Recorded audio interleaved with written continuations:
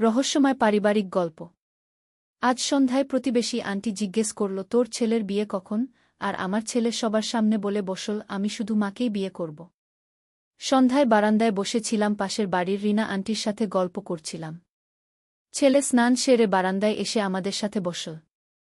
রিনা aunty তাকে দেখে হাসতে হাসতে বলল, কি রে রফিক, এত বড় হয়ে গেছিস, বিয়েথা করবি কখন? আমিও হেসে বললাম, হ্যাঁ, এই নিয়ে তো ভাবতে হবে। ছেলে আমার দিকে তাকিয়ে বলল, আমার বিয়ের কথা ভাবার দরকার নেই। রিনা আন্টি অবাক হয়ে বলল, কেন রে? এই বয়সে তো বিয়ে করার কথা। আমি বিয়ে করব তো? ছেলে আমার হাত ধরল। কিন্তু আমি শুধু মাকেই বিয়ে করব। রিনা আন্টির মুখ হা হয়ে গেল। আমিও স্তব্ধ হয়ে গেলাম। কি বললি তুই? আমি সিরিয়াস। আমি মা ছাড়া কাউকে বিয়ে করতে চাই না। সে সবার সামনে এত স্বাভাবিকভাবে বলল যে মনে হল কোনো স্বাভাবিক কথা বলছে। রিনা আন্টি অস্বস্তিতে পড়ে বলল, এ কি কথা বলছিস? মায়ের মতো মেয়ে বিয়ে করবি এই বোঝাতে চাইছিস? না আন্টি, আমি আমার মাকেই বিয়ে করব। ছেলে একদম দৃঢ় স্বরে বলল। আমি তাকে ভালোবাসি, তাকে বিয়ে করতে চাই। রিনা আন্টি উঠে দাঁড়াল। আমার যাওয়ার সময় হয়েছে। আন্টি চলে যাওয়ার পর আমি ছেলের দিকে তাকালাম। তুই কি করলি? সবার সামনে এসব কি বললি? আমি সত্যি কথা বলেছি। সে আমার হাত ছেড়ে দেয়নি। আমি তোমাকে বিয়ে করতে চাই। সবাই জানুক। মানুষ কি বলবে? আমি পরোয়া করি না। আমি তোমাকে ভালোবাসি। তার চোখে এক অদ্ভুত জেদ। কাল থেকে আমি সবাইকে বলবো তুমি আমার ভবিষ্যৎ স্ত্রী। সন্ধ্যার অন্ধকার নামছিল আর আমার মাথার ভেতর ঝড় উঠেছিল। এই গল্পটি সম্পূর্ণ শুনলে আপনাদের পানি অটোমেটিক বের হয়ে যাবে। যত দ্রুত সম্ভব হাতের কাছে টিস্যু নিয়ে বসে পড়ো। বিছানার চাদর যেন নষ্ট না হয় সেটা সম্পূর্ণ খেয়াল রাখার অনুরোধ জানিয়ে গল্পটি এখন শুরু করব। তার আগে সর্বশেষ অনুরোধ, দয়া করে এমন পানি বের করার গল্প নিয়মিত শুনতে আমাদের চ্যানেলটি সকলেই সাবস্ক্রাইব করুন। ধন্যবাদ। হ্যালো বন্ধুরা, আমার নাম প্রিয়াঙ্কা দাস। আমার বয়স ৪১ বছর। আমার স্বামীর নাম সুমিত দাস, বয়স ৪৪ বছর।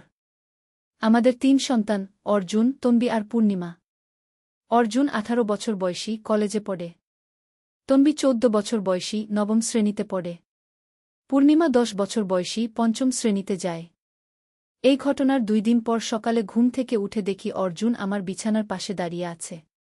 কি হয়েছে বাবা? আমি ঘুমের ঘোরে জিজ্ঞেস করলাম। মা, আমি তোমাকে কিছু গুরুত্বপূর্ণ কথা বলতে চাই। সে খুব গম্ভীর গলায় বলল। আমি বিছানায় উঠে বসলাম। কি বলবি? মা, আমি সত্যি করেই তোমাকে ভালোবাসি। এটা কোনো মজার কথা না। তার গলায় এক অদ্ভুত আবেগ। আমি জানি মানুষ কি ভাবতে পারে, কিন্তু আমি তোমাকে একজন নারী হিসেবে ভালোবাসি। আমার গলা শুকিয়ে গেল। অর্জুন, তুই কি বলছিস? মা, আমি প্রতিদিন তোমার কথা ভাবি। তুমি যখন হাসো, যখন রান্না করো, যখন আমার যত্ন নাও, সব সময় আমার মন কেমন করে। সে আমার হাত ধরার চেষ্টা করল, কিন্তু আমি সরিয়ে নিলাম। তুই কি অসুস্থ হয়ে গেছিস? এসব কি বলছিস? মা, আমি একদম সুস্থ। আমি শুধু আমার মনের কথা বলছি। তার চোখে অদ্ভুত এক আগুন জ্বলছিল। আমি তোমাকে ছাড়া আর কাউকে চাই না। তুমি যদি আমাকে একবার সুযোগ দাও। থামো, আমি চিৎকার করে উঠলাম। এসব কি বাজে কথা বলছিস? আমি তোর মা। আর আমি তোমার সন্তান। কিন্তু আমি তোমাকে মা হিসেবে না দেখে একজন সুন্দর নারী হিসেবে দেখি। সে কথাগুলো এত স্বাভাবিকভাবে বলল যে আমার গা ঘিন ঘিন করে উঠল। এমন সময় স্বামী সুমিত স্নান করে বেরিয়ে এলো। কি হচ্ছে এখানে? এত চিৎকার কেন? সে জিজ্ঞেস করল। অর্জুন সুমিতের দিকে ঘুরে দাঁড়াল। বাবা, আমি মায়ের সাথে একটা গুরুত্বপূর্ণ আলোচনা করছিলাম। সুমিত অবাক হয়ে আমার দিকে তাকাল। কি আলোচনা? আমি মাকে বলছিলাম যে আমি তাকে বিয়ে করতে চাই। অর্জুন একদম সোজাসুজি বলে দিল। সুমিতের চোখ কপালে উঠল। তুই কি বললি? আমি বললাম আমি মাকে বিয়ে করতে চাই। আমি তাকে একজন নারী হিসেবে ভালোবাসি। অর্জুন আরও দৃঢ়ভাবে বলল। সুমিত রাগে ফেটে পড়ল। তুই মাথা খারাপ হয়েছিস? এসব কি বাজে কথা বলছিস? আমি কোনো বাজে কথা বলছি না। আমি সত্যি কথা বলছি। অর্জুনের গলায় কোনো ভয় নেই। আমি আমার সিদ্ধান্তে অটল। সুমিত থাপ্পড় মারতে যাচ্ছিল, কিন্তু অর্জুন তার হাত ধরে ফেল। বাবা, আমার সাথে মারামারি করবেন না। আমি শুধু আমার ভালোবাসার কথা বলেছি। এমন সময় তন্বী আর পূর্ণিমা ঘরে ঢুকল। কি হচ্ছে এখানে? তন্বী জিজ্ঞেস করল। তোর দাদা পাগল হয়ে গেছে কি? সুমিত বলল। আমি পাগল হইনি কি? অর্জুন শান্তভাবে বলল। আমি শুধু সবাইকে জানাচ্ছি যে আমি মাকে বিয়ে করব। তন্বী হাসতে শুরু করল। দাদা, তুমি কি মজা করছ? আমি কোনো মজা করছি না। আমি সিরিয়াস। অর্জুন তন্বীর দিকে তাকাল। আমি মাকে খুব ভালোবাসি। আমি তার স্বামী হতে চাই। পূর্ণিমা কিছু না বুঝেই হাসছিল। দাদা, তুমি তো মায়ের ছেলে। তুমি কিভাবে মাকে বিয়ে করবে? এসব ছোটদের বোঝানোর দরকার নেই, অর্জুন বলল। তারপর আমার দিকে তাকিয়ে বলল, মা, আমি আজ থেকে তোমার স্বামী হিসেবে আচরণ করব। তুমি আমাকে মানিয়ে নিতে পারবে কি? আমি আর সহ্য করতে পারলাম না। তুই এই বাড়ি থেকে বের হয়ে যা। আমি তোকে আর দেখতে চাই না গি। আমি কোথাও যাব না। এই বাড়ি আমারও। অর্জুনের গলায় এক ধরনের অদম্য জেদ। আর আমি তোমাকে ছাড়ব না গি। এই কথার পর আমি ঘর থেকে বের হয়ে এলাম।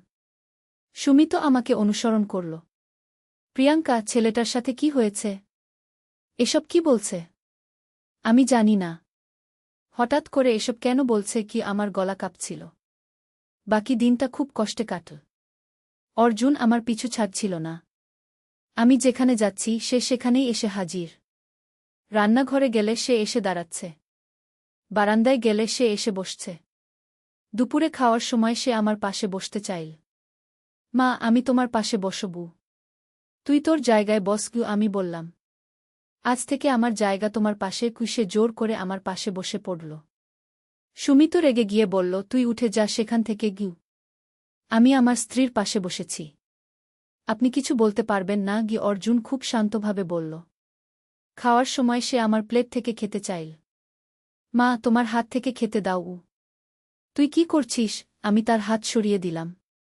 স্বামী স্ত্রী একসাথে একই প্লেট থেকে খায়। আমরাও তাই করব। সে আমার প্লেট থেকে এক চামচ ভাত মুখে দিল। আমার আর খেতে ইচ্ছে করল না। আমি উঠে চলে গেলাম। বিকেলে অর্জুন আমার ঘরে এসে দরজা বন্ধ করে দিল। মা, আমাদের একা কথা বলতে হবে। দরজা খোল। আমাদের একা কথা বলার কিছু নেই কি? আমি ভয় পেয়ে গেলাম। মা, আমি তোমাকে সত্যিই ভালোবাসি। আমার ভালোবাসা তুমি বুঝতে চাও না কেন? সে আমার কাছে এগিয়ে এলো। তুই দূরে থাক। আমার কাছে আসিস না। আমি পিছু হটলাম। মা, আমি তোমার ক্ষতি করব না। আমি শুধু তোমাকে ভালোবাসতে চাই। তার চোখে এক অদ্ভুত মায়া। এমন সময় দরজায় নক পড়ল। প্রিয়াঙ্কা, দরজা খোল। সুমিতের গলা। অর্জুন দরজা খুলে দিল। সুমিত রাগের সাথে বলল, তুই এখানে কি করছিস? আমি আমার স্ত্রীর সাথে কথা বলছিলাম। অর্জুন শান্তভাবে উত্তর দিল। সুমিত তাকে ঠেলে বের করে দিল। তুই এসব পাগলামি বন্ধ কর। নইলে আমি তোকে বাড়ি থেকে বের করে দেব। রাত্রে খাওয়ার সময় অর্জুন আবার আমার পাশে বসল। এবার সুমিত কিছু বলল না। খাওয়ার পর অর্জুন আমাকে বলল, মা, আজ রাতে আমি তোমার ঘরে ঘুমাব। কি বললি? আমি চমকে উঠলাম। স্বামী স্ত্রী একসাথে ঘুমায়।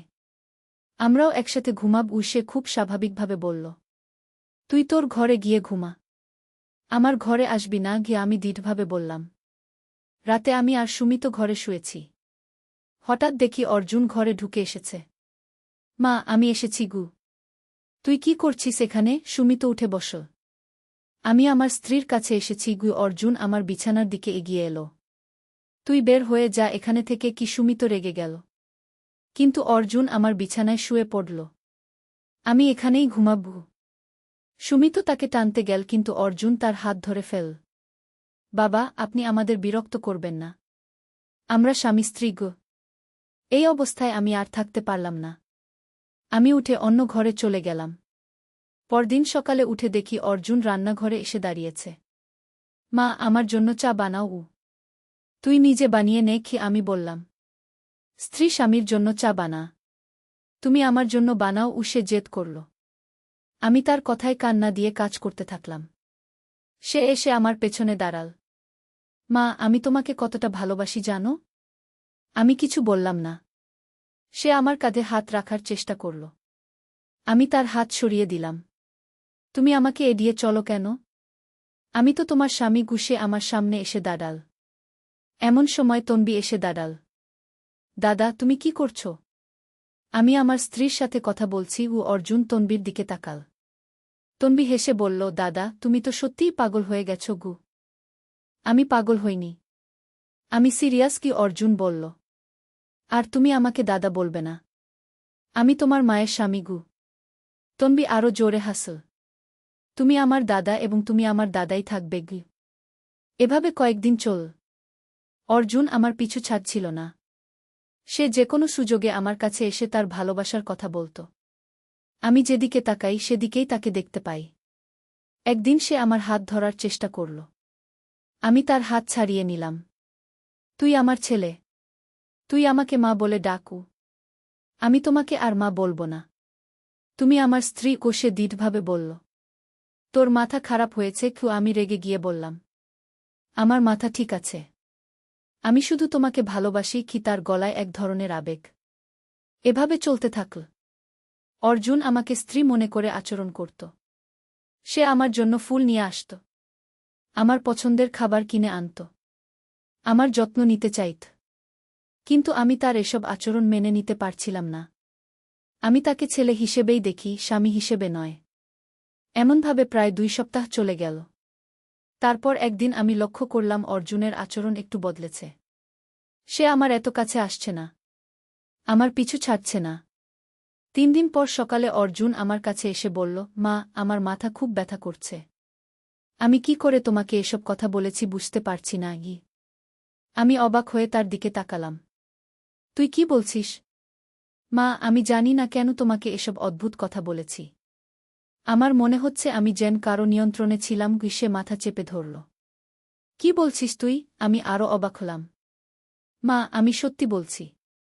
আমার মনে হচ্ছে যেন কেউ আমাকে দিয়ে এসব কথা বলিয়েছে।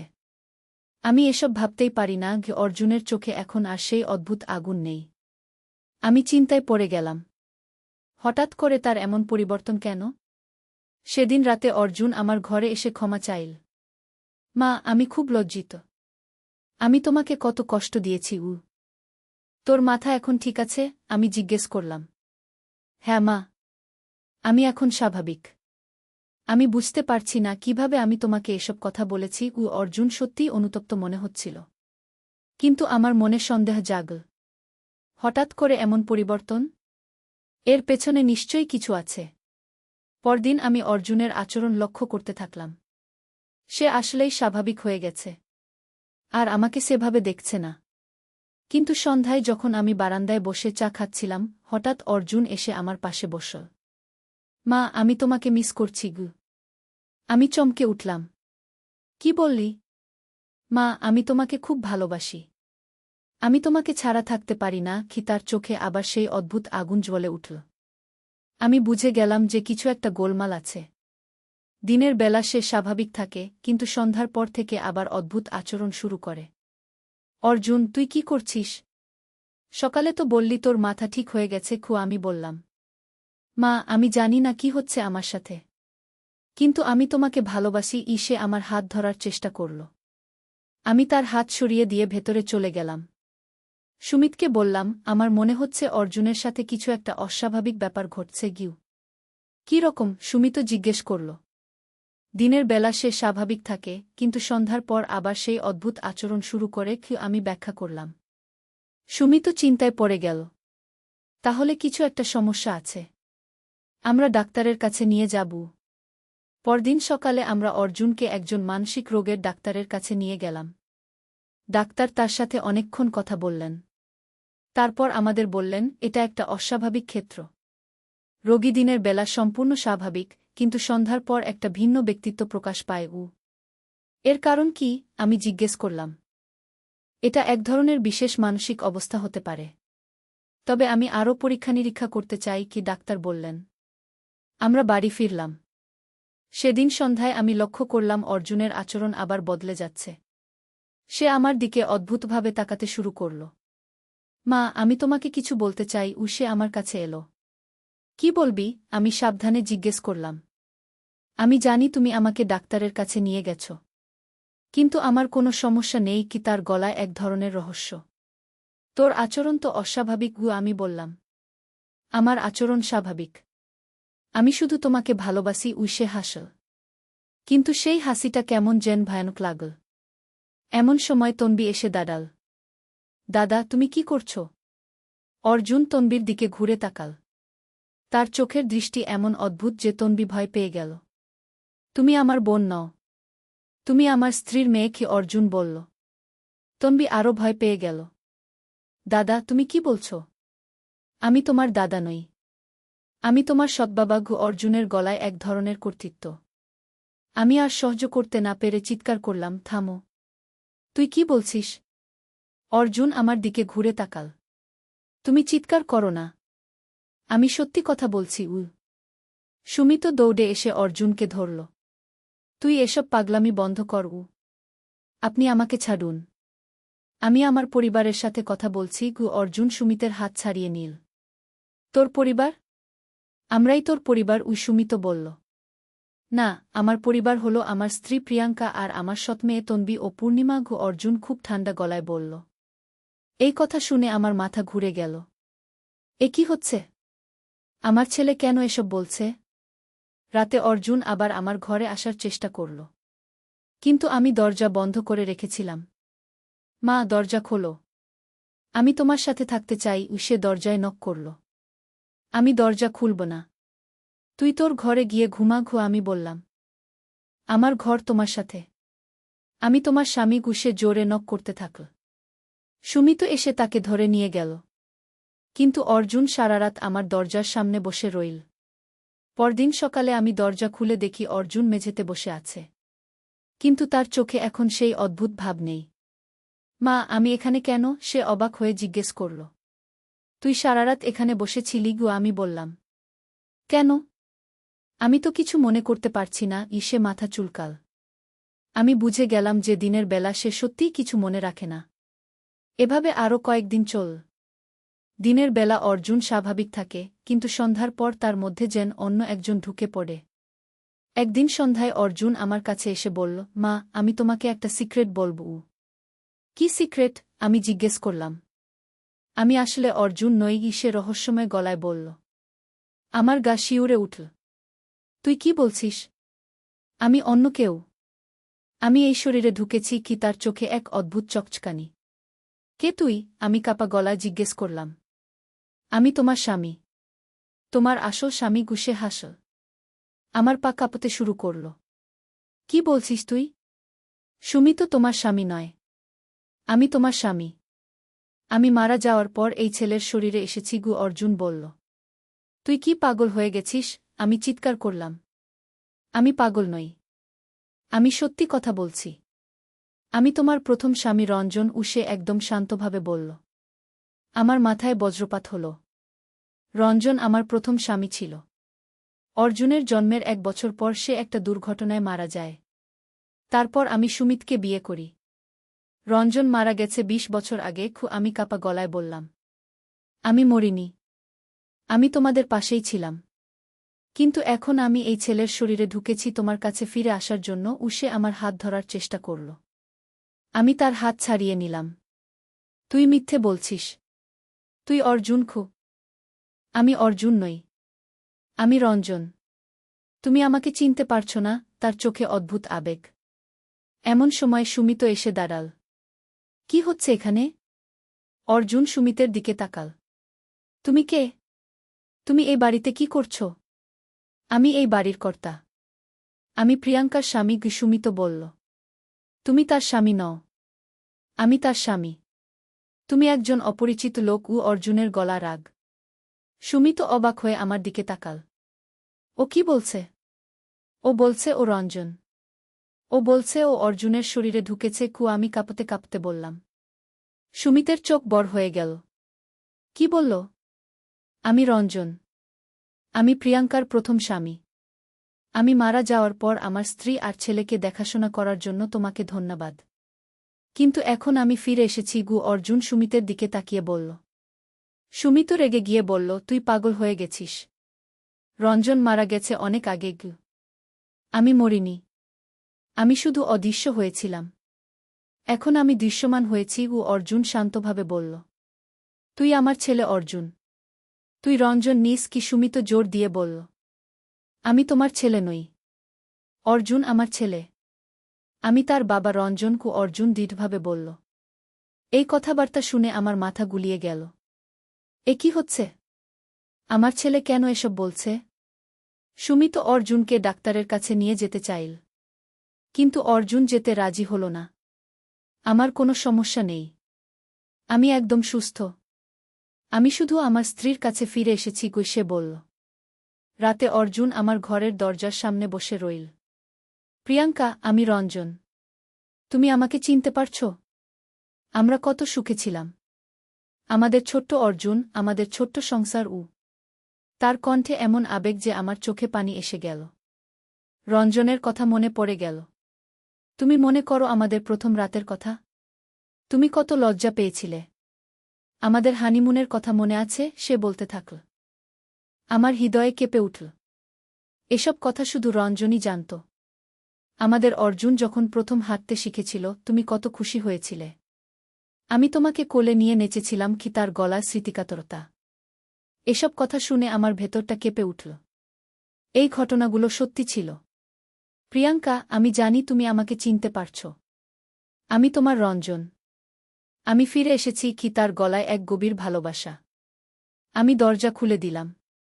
অর্জুনের মুখের দিকে তাকালাম। সত্যি কি রঞ্জনের ছায়া দেখতে পাচ্ছি? তুমি সত্যি রঞ্জন? আমি কাপা গলা জিজ্ঞেস করলাম। হ্যাঁ প্রিয়াঙ্কা, আমি তোমার রঞ্জন। আমি তোমার কাছে ফিরে এসেছি। সে আমার দিকে হাত বাড়াল। আমি তার হাত ধরলাম। সেই স্পর্শে কেন জানি রঞ্জনের অনুভূতি পেলাম। কিন্তু তুমি তো মারা গেছ। আমি বললাম। আমি মরিনি। আমি শুধু অন্য জগতে চলে গিয়েছিলাম। কিন্তু তোমাদের খোঁজ নিতাম। আমি দেখেছি সুমি তো তোমাদের যত্ন নিয়েছে। তার জন্য আমি কৃতজ্ঞ। কিন্তু এখন আমি ফিরে এসেছি। সে আমার হাত চেপে ধরল। আমার মাথা গুলিয়ে গেল। এ কি সত্যি? নাকি আমি স্বপ্ন দেখছি? প্রিয়াঙ্কা, তুমি আমাকে বিশ্বাস করো। আমি তোমার রঞ্জন। তার চোখে অকুণ্ঠ ভালোবাসা। কিন্তু পরদিন সকালে আমি দেখলাম অর্জুন আবার স্বাভাবিক হয়ে গেছে। সে কিছুই মনে করতে পারছে না। মা, গতকাল রাতে কি হয়েছিল? আমার কিছু মনে নেই, সে বলল। আমি তাকে কিছু বললাম না। কিন্তু আমার মনে হাজারো প্রশ্ন। এভাবে আরও কয়েকদিন চল। দিনের বেলা অর্জুন স্বাভাবিক, রাতে সে যেন রঞ্জন হয়ে যায়। একদিন সন্ধ্যায় অর্জুন আমার কাছে এসে বলল, প্রিয়াঙ্কা, আমি তোমাকে একটা কথা বলি। কি? আমি জিজ্ঞেস করলাম। আমি শুধু রাতের বেলা আসতে পারি। দিনের বেলা অর্জুন থাকে। কিন্তু আমার সময় কম। আমি বেশি দিন এই শরীরে থাকতে পারব না, সে গম্ভীর গলায় বলল। কেন? আমি অবাক হয়ে জিজ্ঞেস করলাম। এই শরীর অর্জুনের। আমি শুধু ভিজিটর। আমাকে চলে যেতে হবে। কি? তার চোখে বিষাদ। তুমি কোথায় যাবে? আমি আমার জগতে ফিরে যাব। কিন্তু যাওয়ার আগে তোমার সাথে কিছু সময় কাটাতে চেয়েছিলাম। সে আমার হাত ধরল। আমার চোখে পানি এসে গেল। তুমি আবার চলে যাবে? হ্যাঁ। কিন্তু এবার আমি জানি তুমি সুখে আছো। সুমি তো তোমার ভালো যত্ন নিয়েছে। তন্বী আর পূর্ণিমা খুব ভালো মেয়ে। আর অর্জুন একটা ভালো ছেলে হয়ে বড় হয়েছে। কি? তার গলায় তৃপ্তি। আমি তোমাকে ভুলে যেতে পারিনি। আমি কাঁদতে কাঁদতে বললাম। আমি জানি। আমিও তোমাকে ভুলতে পারিনি। কিন্তু এখন সময় এসেছে বিদায় নেওয়ার। সে আমার চোখের পানি মুছে দিল। কবে যাবে? আরও 3 দিন পর। 3 দিন আমি তোমার সাথে কাটাতে চাই। সে আমাকে জড়িয়ে ধরল। এই 3 দিন আমি একটু ভিন্নভাবে কাটালাম। দিনের বেলা অর্জুনের সাথে স্বাভাবিক আচরণ করি। কিন্তু রাতে যখন সে রঞ্জন হয়ে যায়, তখন আমি তার সাথে পুরনো দিনের কথা বলি। তৃতীয় রাতে সে আমাকে বলল, প্রিয়াঙ্কা, আমি আগামীকাল চলে যাব। আর কখনো ফিরবে না? না। আর ফিরব না। কিন্তু আমি সবসময় তোমাদের পাশে থাকব। তোমরা আমাকে দেখতে পাবে না, কিন্তু আমি থাকব। সে আমার কপালে চুমু খেল। আমি তোমাকে মিস করব। আমিও তোমাকে মিস করব। কিন্তু তুমি সুমিতের সাথে সুখে থাকো। সে তোমার ভালো স্বামী। আর বাচ্চাদের ভালো বাবা। সে আমার হাত চেপে ধরল। পরদিন সকালে আমি দেখলাম অর্জুন তার নিজের ঘরে ঘুমাচ্ছে। সে উঠে আমার কাছে এলো। মা, আমার মনে হচ্ছে যেন একটা অদ্ভুত স্বপ্ন দেখেছি। কিন্তু স্পষ্ট মনে করতে পারছি না। সে বলল। কেমন স্বপ্ন? আমি জিজ্ঞেস করলাম। যেন কেউ আমার শরীরে ঢুকেছিল। আর সেই লোক তোমার সাথে কথা বলছিল, তার কপালে ভাঁজ পড়ল। আমার হৃদয়ে একটা কেঁপে উঠল। আর কিছু মনে আছে? না মা। এরপর আর কিছু মনে নেই। সে মাথা নাড়ল। এরপর থেকে অর্জুন আর কখনো সেই অদ্ভুত আচরণ করেনি। সে সম্পূর্ণ স্বাভাবিক হয়ে গেছে। কিন্তু আমার মনে হয় রঞ্জন সত্যিই এসেছিল। সে শেষবারের মতো আমার সাথে দেখা করে গেছে। এখন সে শান্তিতে আছে। অর্জুন এখন একটা ভালো ছেলে। সে কোনো অদ্ভুত কথা বলে না। তার বিয়ে নিয়েও ভাবছি। কিন্তু মাঝে মাঝে রাতে আমার মনে হয় কেউ যেন আমাদের ঘরের চারপাশে ঘোরাফেরা করে। হয়তো রঞ্জন সত্যিই আমাদের পাশে আছে। শুধু আমরা তাকে দেখতে পাই না। এই গল্পটা শুনে আপনারা হয়তো অবিশ্বাস করবেন। কিন্তু এটাই সত্যি ঘটনা। আমি আমার জীবনে এমন একটা অভিজ্ঞতা পেয়েছি যা বলে বোঝানো যায় না। কখনো কখনো আমার মনে হয় রঞ্জন হয়তো সত্যিই ফিরে এসেছিল। নাকি এটা শুধু আমার কল্পনা ছিল? আমি জানি না। কিন্তু যে অনুভূতি পেয়েছিলাম সেটা ছিল একদম সত্যি। এখন আমি সুমিতের সাথে সুখে আছি। অর্জুন একটা ভালো কাজ পেয়েছে। তন্বী আর পূর্ণিমা পড়াশোনা করছে। আমা